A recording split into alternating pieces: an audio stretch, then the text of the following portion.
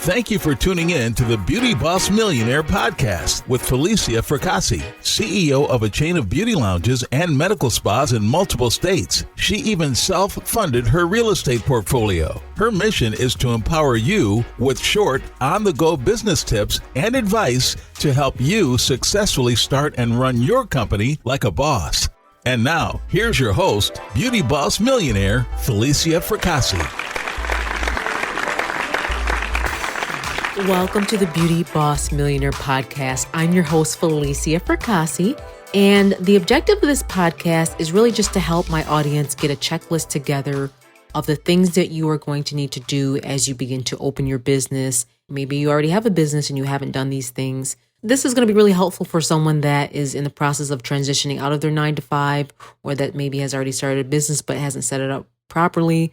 So we're going to go through this checklist to make sure that you are doing these things before you just dive off into the deep end and start the business. Because some of these things you can still do while you're working your 9-to-5. In the last podcast, I was explaining on how it's important to have your family behind you. And to do that, you may have to sit down and have a family meeting. Explain to them what's going to be happening in this next chapter, because it is really going to require team effort, teamwork, and everyone needs to be on the same wavelength. Explain to them that, look, we're going to be taking this family up a notch. I'm not going to be able to do this, or I will be able to do this, but not as long. It's just a conversation that I think is fair for the entire family to know what you're trying to do, so they don't just start to see you with all these changes and everyone gets frustrated with you because you haven't explained that. I think that's the only right thing to do if you have a family or you have an obligation to a partner. If you and your partner are not on the same page, it might be a little tough, but at least you put that information out there. Hopefully you would have a partner that supports you and that will help you. But if you are in a position where your partner is not helpful, at least you gave them notice, because I am just a woman that is independent. I believe in everyone being able to find their own way in life. And sometimes that requires you doing it alone at first, and then later on they catch on. I've been so blessed and fortunate where when I started my business, my husband was supportive. He said, okay, well, whatever you want to do, let's do it. And I'll help you paint whatever it is.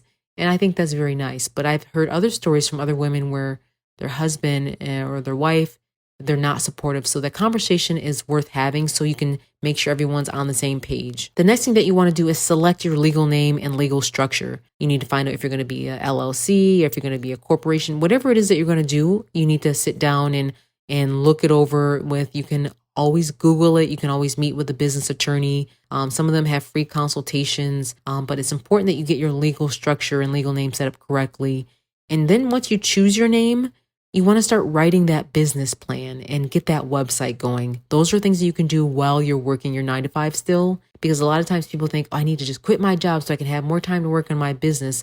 But in my opinion, your 9-to-5, when you get done with that at 5:00, have your dinner, and at 6:00, you should be working on your business until you go to sleep. Less leisure time. Like if you're one of those people like, oh no, I have to go to my thing at this time every week for 3 hours or 2 hours, or hang out with my buddies for 2-3 hours. This is probably not for you. This is for the person that says, I have to sacrifice and do everything possible so I can have a better life for myself and focus my energy and time on this business. So really take time to write down your business plan and do research, because upon you doing research and writing things down, even if you're just writing it down on a pen and piece of paper of the name of the place, what it's going to look like, I don't care if you have little cartoon drawings, whatever plan that it is, you need to just have a plan with some prices in place, some packages in place, because you want to make sure you can sustain yourself, and you really want to make sure you've thought about this thoroughly before you just stop working your regular job. The next thing you want to do is also get your EIN, which is your employer identification number.